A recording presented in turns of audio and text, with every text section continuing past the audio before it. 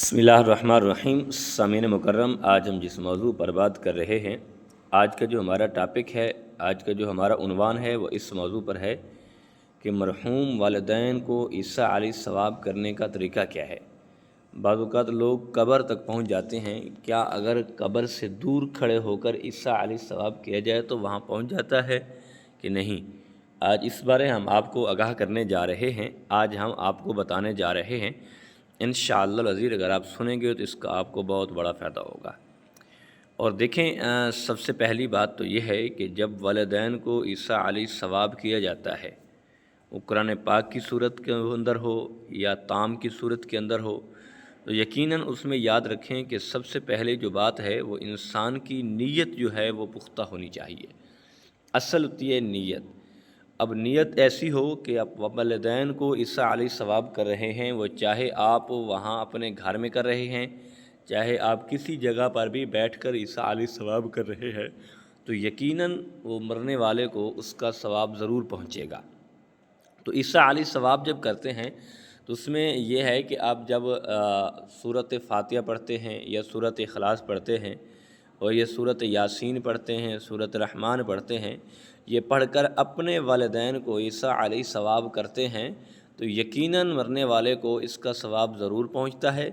تو کریم آقا علیہ صلاۃ والسلام کا فرمان عالی شان ہے کہ اللہ کے محبوب فرماتے ہیں کہ جب مرنے والے کو عیسیٰ علیہ ثواب کیا جاتا ہے، جب کوئی تحفہ بھیجا جاتا ہے تو اس مرنے والے کی روح خوش ہوتی ہے، بلکہ دوسری روحوں کو مبارکباد دیتی ہے کہ دیکھیں میں نے اپنی نیک اولاد چھوڑ کر آیا ہوں،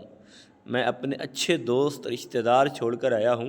وہ میرے پاس تحفے بھیج رہے ہیں، میرے پاس انعام بھیج رہے ہیں، میرے پاس عیسیٰ علیہ ثواب کر رہے ہیں۔ تو یقیناً قرآن پاک کی تلاوت کر کے اپنے والدین کو، اپنے بزرگوں کو عیسیٰ علیہ ثواب کریں گے تو مرنے والے کو ان کا ثواب ضرور پہنچتا ہے۔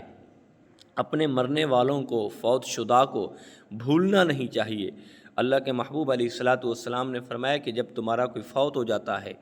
جب کہ تمہارا دنیا سے رخصت ہو جاتا ہے، والد ہے، بھائی ہے، رشتہ دار ہے، عزیز ہے، تو اس کو بھولنا نہیں چاہیے، اسے یاد رکھنا چاہیے۔